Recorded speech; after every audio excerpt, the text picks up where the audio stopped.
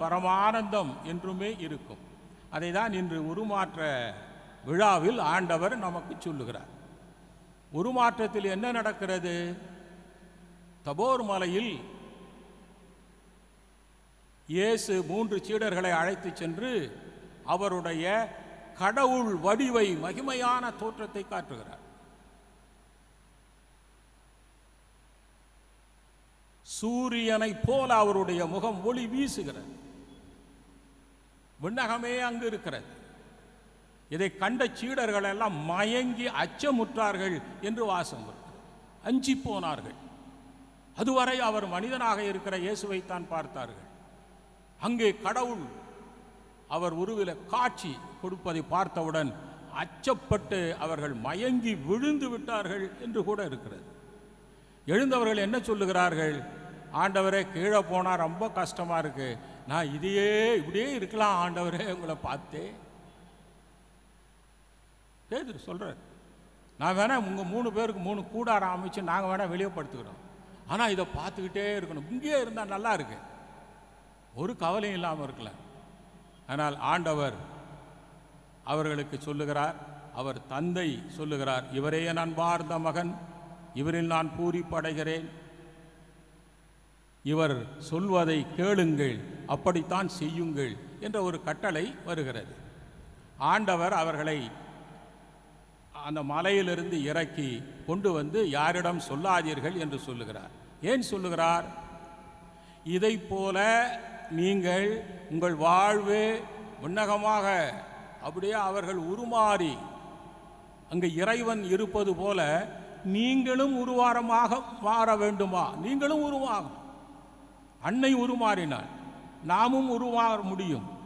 உருமாற்றம் அடைவதற்கு அவர் சொல்லுகிறார், இந்த தபோர் மலை காட்சி உன்னில் என்றும் இருக்க, உன்னில் நீ எந்நாளும் இதை பார்க்க, நீ கல்வாரி மலையை கடந்தால்தான் இது உனக்கு சொந்தமாகும் என்ற வழியை காட்டுகிறார்.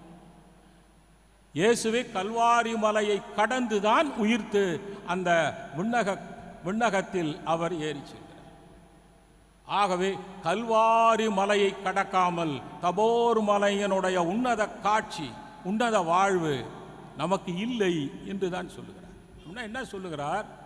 வாழ்க்கையில் அச்சம், அச்சம், துன்பம், துன்பம், எதிர்ப்பு, எதிர்ப்பு, வேதனை, சோதனை கட்டாயமாக வந்தே தீரும். ஒரு சோதனை போனால் இன்னொரு சோதனை வந்து கொண்டே இருக்கும். அதை நீங்கள் நிறுத்தவே முடியாது, நிறுத்தவே முடியாது. உங்கள் வாழ்க்கையில் தெரியும்.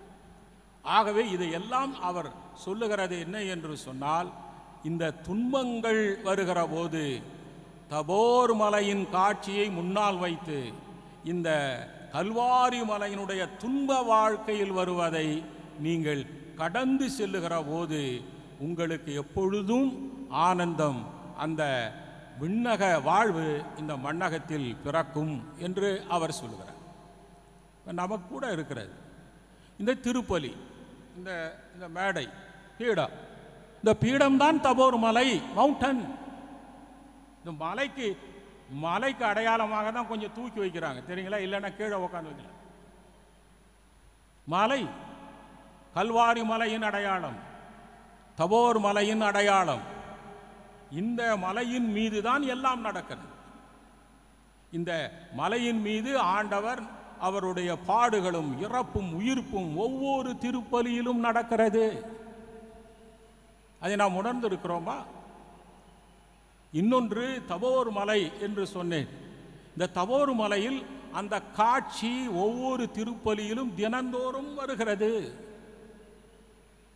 இந்த தபோர் மலையில் மகிமையான கடவுள் இங்கே பிரசன்னமாகிறார். உருமாற்றம் அங்கு அடைந்தார். இங்கு அப்பம், ரசம் ஆண்டவருடைய உடலாகவும் இரத்தமாகவும் உருமாறுகிறது. கடவுளே காட்சி அளிக்கிறார். மாதா முன்னால் இருக்கிறார். அப்போஸ்தலர்கள் சுற்றி இருக்கிறார்கள்.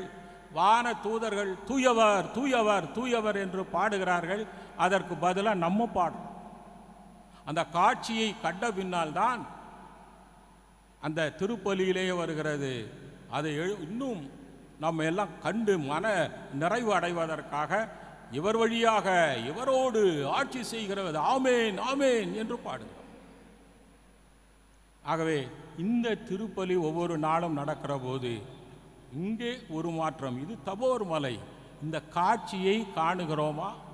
அந்த காட்சியை கண்டவர்கள் உலகத்தில் சென்று இந்த உருமாற்றம் அடைந்து இங்கே நீங்கள் உட்கொண்ட அந்த இயேசுவின் காட்சியை, பார்த்த காட்சியை வாழ வேண்டும் என்று சொல்லுவதுதான் அன்னையினுடைய கட்டளை.